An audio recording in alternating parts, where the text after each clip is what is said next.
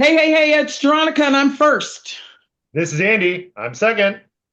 Cheers, this is Cheryl. I'm third. Howdy, all. This is Dalton. I'm fourth.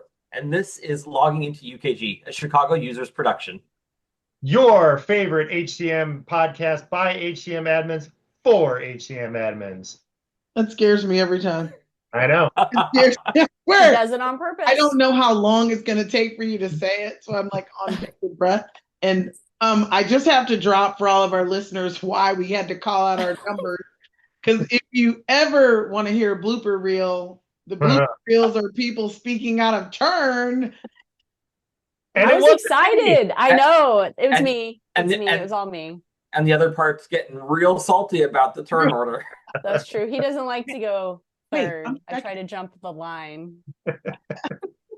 So, gotta have a little lightheartedness because this is not a heavy episode, but it's got a lot of weight to it in considering. So, we're going to be talking a little bit about compliance and specifically the executive order. So, it might be a taboo topic, and there's a lot of opinions and perspectives on how people feel about it personally, but we thought it was appropriate to talk about internally how things are being handled and not so much nitty gritty because we probably need to stay out of the weeds for our own company's sake and for our own jobs, right?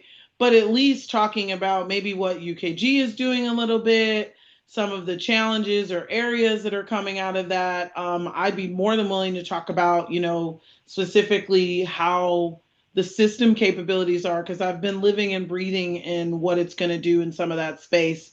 And then, if we want to share more than that, I think it's cool. But then also, where's that impacting the rest of our lives? Like I've heard about a little bit of I'm gonna call it work trauma. Like we've had some trauma at work because we're dealing with this. So before you hit stop on this podcast, this isn't a political conversation. We're just talking about how it affects all of us. I like that nugget because point. I think people do think it's political. Like this has nothing to do with our political views or perspectives on whether or not it's right or wrong. If you want to hit us up about that, find us at Aspire when we probably had a drink one too many, and we'll talk about those opinions are behind our Patreon wall, which doesn't exist yet, but one day. Definitely got this podcast. Excellent. So specifically, I guess what executive order are we talking about? I'm talking about executive order 11246 that I know off the back of my hand, which is the DE&I order and how it's impacting the data we collect. We are federal contractor in some of our organization and non-federal contractor in other parts of our organization. And so what the executive order high level talks about the data that you can collect during the recruiting process, right? If you think about that holistically, you've got state laws and federal laws. You've also got, for most of us, if you're affirmative action, that means you're collecting disability or veterans information, race and gender. But also, if you participate in the EEO1 reporting process, right, you're also collecting some of that data for EEO1. And so this executive order directly impacts that. I know there's other ones out there around insurance and things of that nature, but specifically that's where I'm spending my days in. I don't know where everybody else is or what you guys are working on or what your businesses are doing. I'd say that one impacts a pretty sizable part of our business. The other thing is our business has a lot of Medicaid billing. So even though there hasn't been any decision around that yet, the will we, won't we, and what's included has been causing no end of what are we going to go ahead and do? Are we included? How do we go ahead? How do we communicate this to our employees, to potential applicants, to the members that we serve? So there's been a lot of fluctuations to try to go ahead and wrap our head around, in addition to just the DE&I executive order. Interesting. I'm glad you brought up EEO as well, because I just right now did a search because I hadn't received anything as of yet for filing for 2024, and the website doesn't say anything, doesn't say much. No, and I think that's the challenge that most organizations are up against, right? It's you've got conflicting views, right? And organizations are having to take a stance. Some are choosing to do nothing as of right now, and some are choosing to be more prudent and mitigate any potential risk and go the other way. Because to your point, there isn't any language on like the DOL website or the EEO1 website, but yet there's this executive order that has been coming, right? Well, and some of that even gets a little tricky because then you get into like, hey, what stuff was created via executive order? What stuff was created via acts of Congress? And do any of the new executive orders supersede previous executive orders? But we know that they can't legally supersede acts of Congress. But that doesn't mean that it's any easier for us to report on if some of those areas don't exist to report. So I think that there's a little bit of confusion there where it's, hey, legally we're pretty sure we have to do this, but what's the route forward to make sure that we are in some kind of compliance? Yeah. I see Cheryl's like quiet because she's like, I'm like, Carol, Carol. I am quiet. I'm nodding. I'm agreeing with everything you guys are saying, but since we're a private company and we had those internal discussions, right? What are we going to do? And the decision was made to stay the course until told otherwise. And so the same hectic trying to gather information, all of that hasn't changed. And so really for this podcast, I'm listening to what you all are going through, and I've heard it from others as well, and just how you're dealing with it and handling it. And it's hard, right?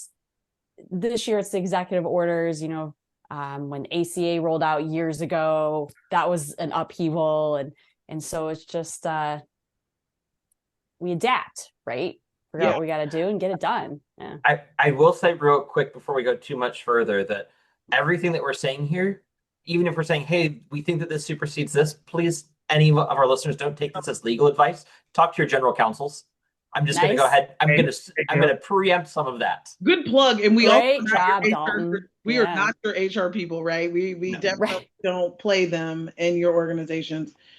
I think Dalton sounded so professional and smart when he was talking and using words like acts of Congress. And I was like, what? I was like, he's so legalese. I think what I've noticed though too is that not only are we as organizations trying to figure this out, but also UKG is trying to figure this out, right? Which we all have in common. And it's impacting us if you use things like recruiting or onboarding, and you're trying to figure out how do you manage this in that particular space. Are you all like, I know not all of us are recruiting and onboarding users. Where's everybody at in that space? Both. Yep. I have both as well. Andy said it doesn't even, so definitely you're kind of not having to, I mean, you don't have to plug your other vendor, but are you guys having conversations with your other vendors, or are they having conversations about what they're doing? Not as of yet. Oh, that's why I said don't say their names, and then we don't. Come join recruiting and onboarding with the rest of us. I'd love to.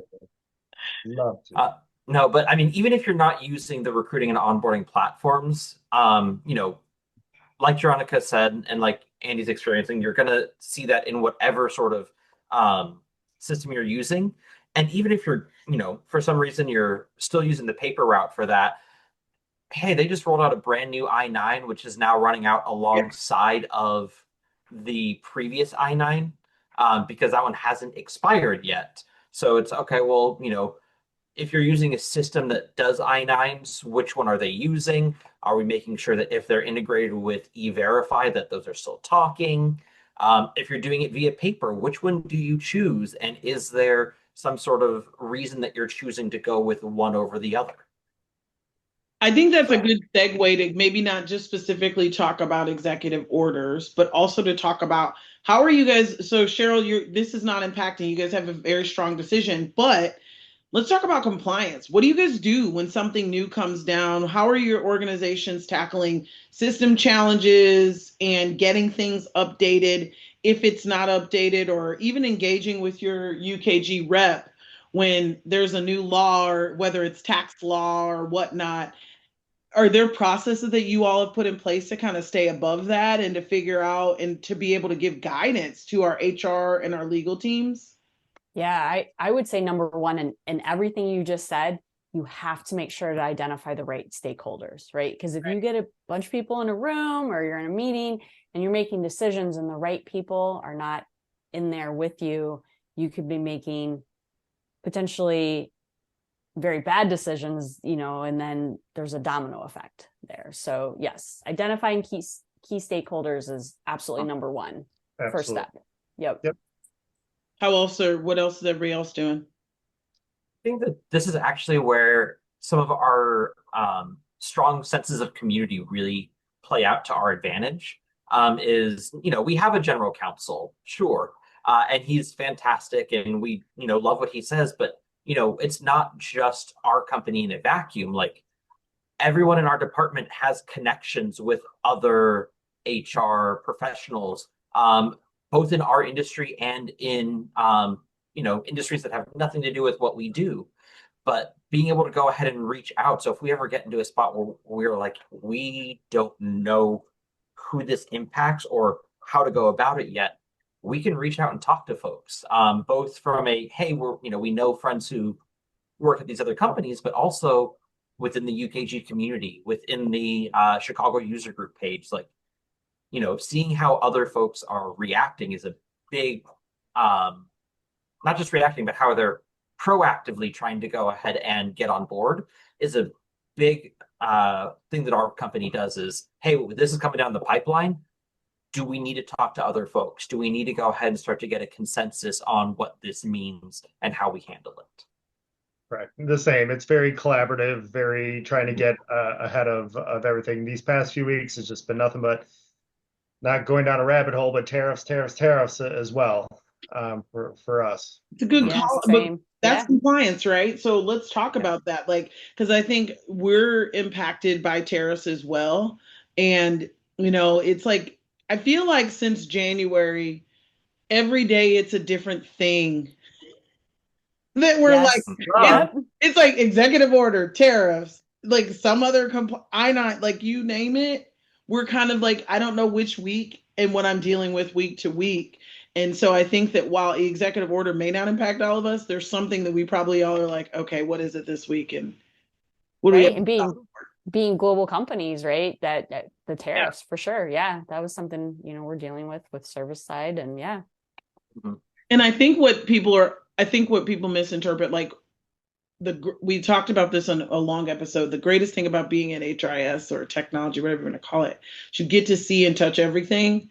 But then there's also the minus side to that. So our jobs are maybe just, everybody thinks it's just systems, right? But it's not, because you end up having your fingers or being a part of different conversations and also hearing the bad of it. Like, when unfortunately companies suffer sometimes when you go through things from a profitability standpoint and from an engagement standpoint. So I'm really interested to see how UKG responds, because to be honest, they're also an organization that employs people. They're not just a technology company, and their reaction to support their technology side of it, while it's as nimble and as quick as it can be, it's also, they're not able to think strategically. They're just fixing things on the fly.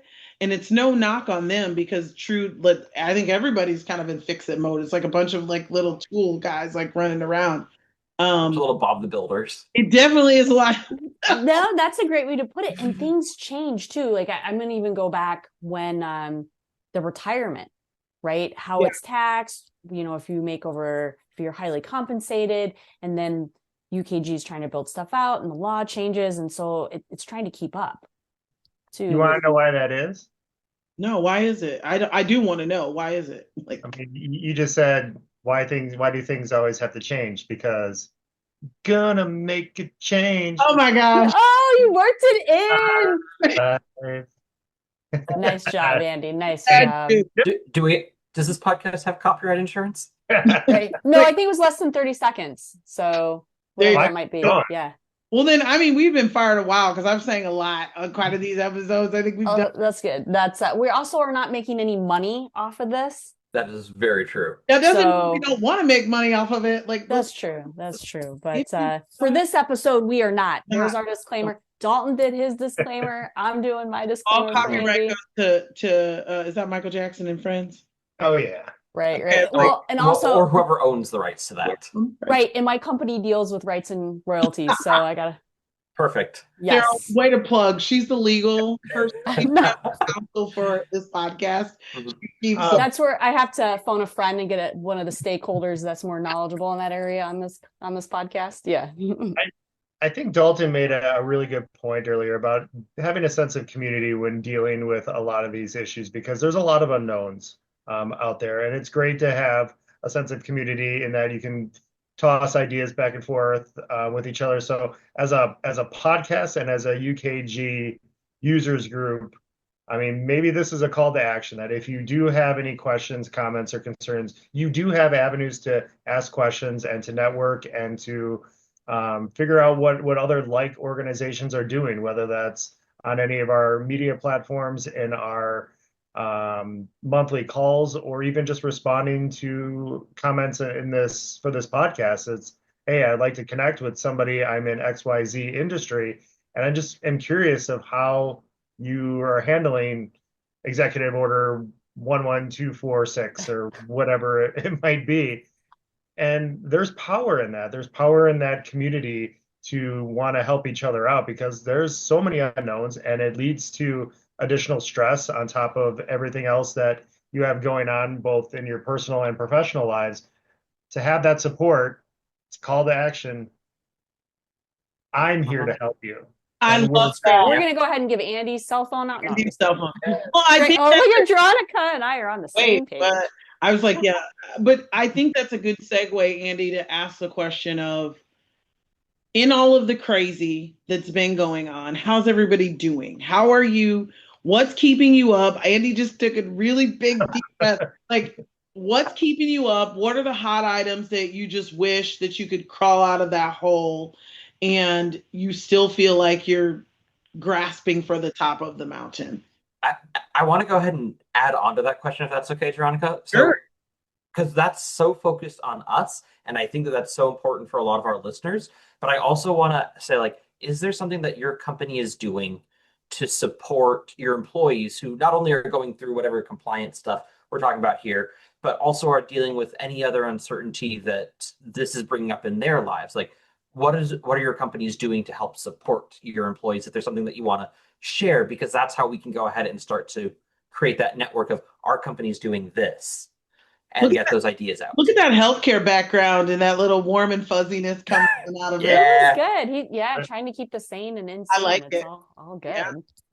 Yeah, we actually put a very big emphasis towards the end of 2024 and 2025 on building a health and a wellness and engagement committee, Okay. and rolling that out not only at our main locations, but all of our distribution centers, as well as keeping people sane and keep people wanting to keep on coming to work. And obviously that sounds like a given, but in a lot of uncertainties, we want to give employees as much certainty as we can, and to feel like excited to come in and come to work, because you never know what today is going to hold on a positive note. Right. And there are many different things we're doing, but we do have this one platform that we branded it GEM, going the extra mile, right? And it's really nice. It's a great, easy, quick way to recognize a coworker. And it's so ingrained in me that sometimes externally someone will do something and I'm like, oh, I want to send them a GEM. And I was like, wait, but I can't because they're not, in my organization. But it's just great. And even, just like, hey, thanks, or I appreciate your time, words of kindness, whatever it may be. But as Andy was saying, it makes a difference. We've got a wellness committee, but every month we do what we call V Social, and we get together and have little snacks and play some games. Usually there's a theme along with it. With the wellness, we're rolling out a new wellness app, I'm very excited about that because it'll sync to my Apple Watch.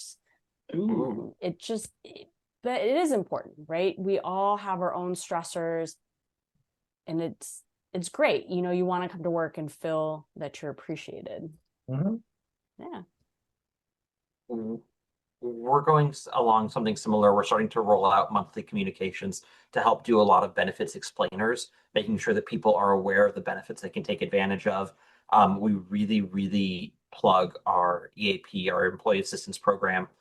But also just a very concrete thing is we're looking to try to build some sort of burst report. We're still deciding what that will look like exactly, but to remind people, hey, this is when your PTO expires, because our vacation is based off of hire date, not off of some like set day in the year for everybody. And although we allow a very generous carryover for it, we want to make sure that people are using it as much as possible, because that's going to go ahead and help folks really feel refreshed coming back to work, is take that time that you need for you. And so we're not only are we trying to encourage that from like a leadership, encouraging each of the staff underneath them, but trying to set up some reminders and some like systems around ensuring that people use their PTO. That's great. Awesome. Yeah. I mean, I don't know how cool we are. You guys have very specific programs, and I don't want to say that like that. There's so many things. I mean, obviously, I work really close with our benefits team. One thing that I like is the education about the tools that we already offer is increased, because we have so many different things, and sometimes so many are overwhelming. Like I had to get a download of things that we have. Being an ESOP organization, we've talked a lot about, the why behind, what an ESOP does and the value of that. But even something I've recently noticed in terms of our benefits program, and I mean, I learned this last week, let's be clear. So I didn't even know it, and I work on the same department, that we have such a rich program, like things about people's personal health and wellness and mental health wellness. They've been partnering more with other organizations. And I think for those very reasons is that everything else that's going on in people's lives, it's not just this organization that's impacted. It's your own personal lives that are impacted as well, and making sure that we're thinking through that. And then one of the ways that I've seen us do that, which I think is very beneficial, is being specific to culture and location. Because if you tailor it, so if you peanut butter spread it across the whole organization, it didn't always resonate. They just gave a program to a location. And it's like, we have this thing, but that thing wasn't impactful in that area. So I've seen things like daycare being stood up because people's hours have increased, because we've had to give more flexibility or whatever the case may be because of everything else that's going on. So putting daycare near on site, partnering with daycares, things of that nature. I've seen even more increase in, like, some of you in Chicago, you kind of know about the 5K that they do. That's what is that stinking 5K? The corporate challenge. Yeah. Yes. Like they've spread that out more. We have an internal cornhole champion competition, and That's fun. It's globally across all of our organization, and the top 3 teams from every single facility, no matter where you are in the world, gets flown into Chicago for a huge cornhole, and they crown a winner. That's it's awesome. a big deal, and they started it with one of our businesses. But even little things like that, it started to say, hey, maybe this is a place that cares more about me than just making product. And I think it's been super important to kind of have that. You even get a few minutes out of work, because you talked about that games, right? You take a little bit of time from out of work, you go play cornhole with your teammate, and you advance in like a bracket, and it's been kind of fun. It's fun seeing people get so excited about it. Sounds like a fun event for Aspire. And Jeronica, you're going to be my partner. I don't even know how. All right, Dalton, it's us then. We got it. We got it. I'm down. Yeah, we'll be practicing. Jeronica looks like tough competition, but Andy's going to go ahead and hold her back. I got it. Wait a minute. UKG, what is that? 5K? Maybe not for me, but if you got a cornhole competition, and yes, bring it on. We're there. I won't be up at 5 a.m., but I will be there at 5 p.m. That's fair. That's fair. And I'm sure you guys have recognized this too. Like any type of these programs that you roll out at your organization, there's one key driver that helps. It's leadership, right? As leaders, yes, they've got to, they can talk the talk, but they got to walk the walk as well. And it's amazing, how much when your leaders back something, people, it's okay for me to walk away from my desk and go do a ping pong tournament, eat snacks, right? Mingle and get to know people on a personal level, not just work. Yeah. So all non-HR leaders that are listening, because there are some, I believe it, keep in mind that the people that are doing the job are also people too. So they have families, they have lives, and it's hard for them. And so little nuggets that are free for us, I think, Cheryl, what you said, like it, even if you bring in donuts or something, or you allow them to take a little extra break. And yeah, productivity might, be impacted, but I'm going to be honest, if I love my leadership team, I'm going to work so hard. I'm going to make all the widgets. I feel like there's been so many studies that have shown like longer work hours don't necessarily lead to increased productivity. Yeah, it's absolutely. the motivation that leads to it. And I think that I don't want to say properly motivating your employees, but I think that properly treating them, making sure that they feel respected and safe and excited, I feel like that's going to build the motivation that they need. Yeah. So, it's cheaper to be a good person. Not only is Dalton our internal console here on the podcast, but he's also our health and wellness spirit animal.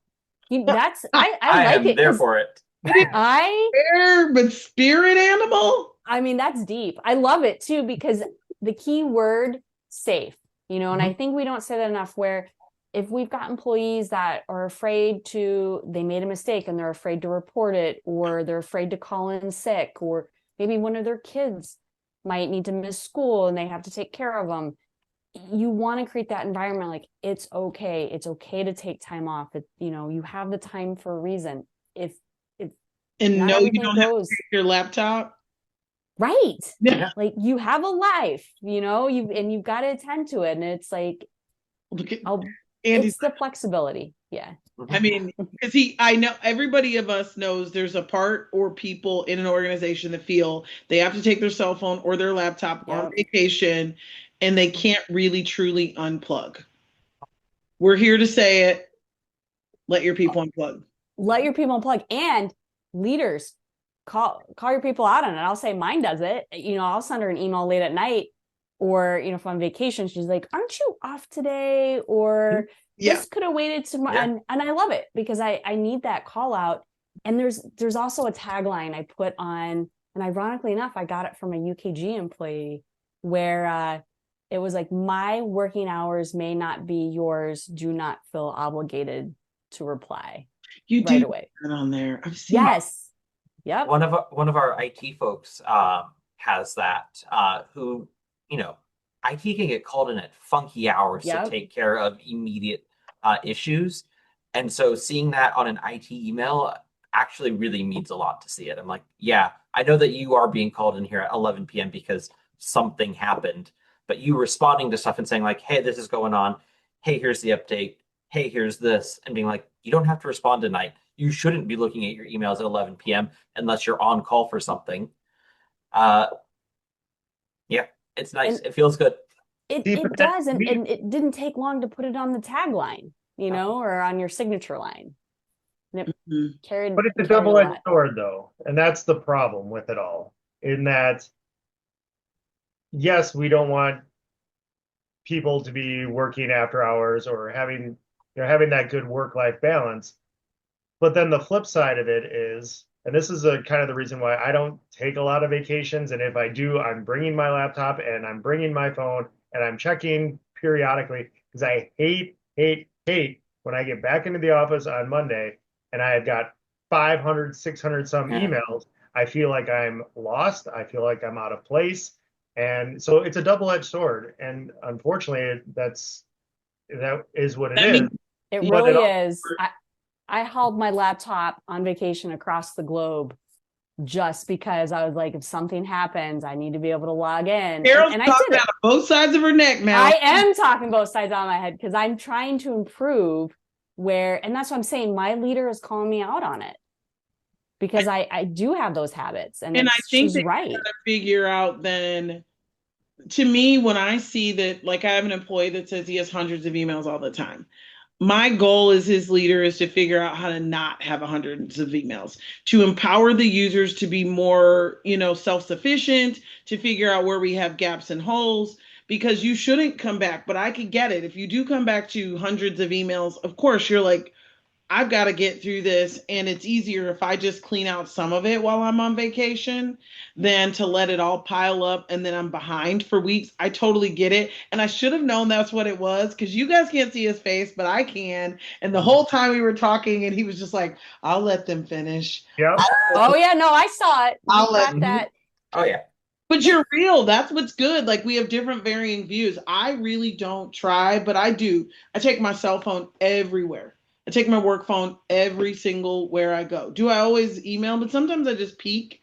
And if it's crazy, I'll jump in. But if it's not, I just let it live. It's, but we got to do better. We do. And I'll tell you, it's really at the end of the day, if something's blown up, they will get a hold of you. Yeah. They will. True. And I mean, there's one time I had to take my email off my phone because I was like, I will sit if I'm, let's say waiting for a tour or something on vacation, I will sit there and go through. And that's not fair. That's not fair to my kids. Not fair to me. Yeah. Yes. That's one of the things that I love about the leadership of my department is they very much have that mentality of, hey, we're going to go ahead and let you know, hey, you shouldn't be working right now. What are you doing checking this? If you need to do it once in a while, not a problem. But they know that when the day ends, I'm logging off. But they also know that if something blows up, they can get a hold of me and I'll be back on to help. But if it's not blowing up, if it's something where they're like, hey, this is just work, it can wait till tomorrow. They're not reaching out, they're not bugging me, and they're getting a response from me first thing in the morning. Yep. I think that's great. I think that's important. I think that's the moral of it all, right? There's so many things that's going on right now.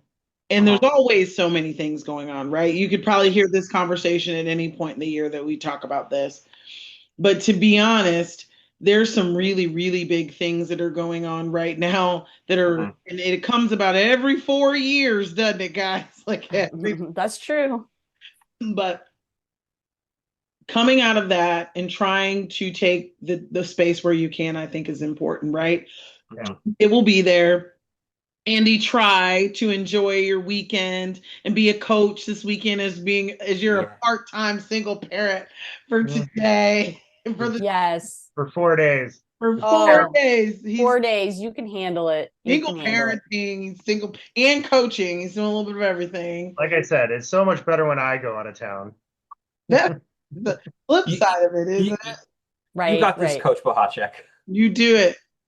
So do you guys have any good resources that if anybody where you get a lot of your information, whether it's about executive orders or other things coming down the pipeline that people can check out or that have been a good resource for you, maybe something that's outside of the community? I'll jump in with that. I know with my HR partners, they SHRM. They have SHRM membership, and so they get a lot of stuff. And for anyone who's not familiar with that, it's Society for Human Resource Management. So, yeah. With the executive orders, I think when in doubt, always go to the organization that, or to the website that pushed down whatever it is, whether it's EEO, executive order. I can't think of the website. I'm looking it up as nobody can see except these folks. They have a website and it literally breaks it down. But here's my trick outside of using my legal counsel, because it's the whitehouse.gov. It's so legalese. Yeah. I'm a big Chat GPT co-pilot person. Take the law and drop it, or send a link and ask it to give it to you in layman's terms. Like, that to me has been one of the most effective ways of doing it, because I sometimes don't have an hour to read through every single line and decipher what it means, but I want the meat of it. I want to truly quickly understand what it's saying without, We have a company based in Chicago here that we partner with. And I can't remember if this is their current name or if this is the former name. So if it's a former name, forgive me, but they're called HR Source. And it's a place where you can go ahead and reach out and connect and be like, hey, you guys are full HR professionals within your fields. You have specializations. They have a legal team. So not only do we have our internal HR team, our internal legal team, not only are we getting communications from UKG, but we have HR Source and SHRM and organizations like this that we can go ahead and get all of this information from. And when it starts to line up, okay, we're on the right track. When it doesn't, dig deeper, but never try to use just one. That's a great point, Dalton. That really is, Mhm. especially with your legal team and you're bringing stuff to the table as well. And I love the way you put that. When it lines up, it makes sense. But when you start to have outliers and something's missing, and you can dig Mhm. deeper. Yep. It's great, excellent point. Yeah. I think there's still UKG still has HR 360 as well for those who have that license. That's still a really, really good source of data to get to where you could do that. That's also another one that's a really good one that I like to use. And then there's a lots of companies, to Dalton's point, that this is what they do. Like they literally just spend time. And like internally, we don't have an HR specific lawyer, right? We have general counsel, we have different ones, and they're always partnering with someone. But I do agree with you. I think what are the resources? Good old And if your company has, like, I know for ours, one of the benefits we offer is an ARAG legal plan. Yeah, that too. Yeah. Oh yeah, we have that as well. So, we have we're not reaching out to them as part of like a company, but in your own life, if your company offers a legal plan as a benefit and you're enrolled, use that if something comes up, in your life. Go ahead and reach out, especially if you're enrolled in it, if you're already paying for it, take advantage of those benefits that your company's giving you. Mm-hmm. One last nugget. Sorry, for those who are LinkedIn users. LinkedIn is a wealth of knowledge and connection for companies. So if you don't know all these websites or can't remember them, you can easily go to LinkedIn. And Andy, maybe we think about putting resources like SHRM, just even listing the link in our different various places. So like, even if you don't remember, we can say, hey, for things on Department of Labor, we all should know it's DOL.gov, but just kind of as a reminder, especially for new HR people or people that just don't know exactly where to go. Yeah, it's a smart idea. Before we go ahead and start getting into any sort of wrap up, I think we do need to choose a word of the episode. So real quick, while the three of you think about what that might be, we can put some proposals out. For any first-time listeners or folks that might not have listened for a while, what the word of the episode is we go ahead and host a presentation, usually the first Wednesday of every month, second Wednesday for July, but it's February through October. And we always go ahead and wrap up with a quiz. Now, one of those quiz questions does ask what the word of the episode is. So what we are doing right here is giving you a free answer to a quiz question that has the chance to win you some money. So that's what the word of the episode is. If you're not already a part of the user group, join us, go ahead and hop on into those presentations, learn, have a chance to get some money. But that's what it is. And now to the three dancing partners who I have who are dancing and lip syncing during that entire explanation. Is not phased at all. Right. I was, just kept going. Oh, yeah. I'm like, if I look just above the computer, I'm good. If I watch any one of you, I'm cracking. That, and if Andy doesn't fight me on it this time, I think sanity should be the word. I'm gonna go with change. I was like, listening. Oh, change was my first one, and then I was like, that's too obvious. It's good though. I like. What is it? Both good. What did you say, Andy? What was that? What were you singing and jamming to? Man in the Mirror. We're gonna make a Change. I mean, I think that's the way to go.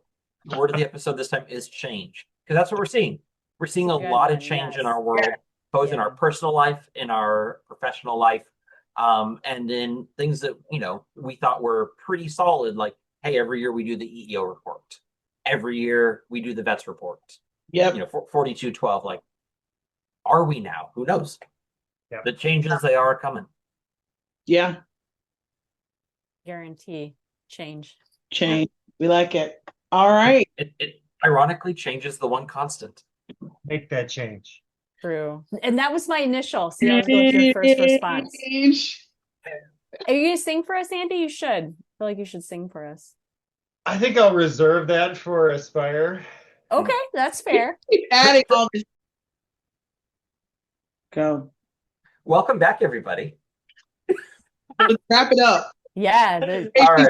she Again, was done with us. She's like, you guys are done with this podcast. Does anyone have any final thoughts before we go ahead and do a wrap up? no, Anything you want to share? No? no. No, All it's all good. I love that we all came together, and yes, how we support each other. It's great. We're gonna Yeah. make a change. We're gonna make Find that support network, reach out to them. We can be that part of that support network here at the Chicago User Group. And on that note, this has been a Chicago User production. Logging off. Logging off. Bye. Bye. all. Bye.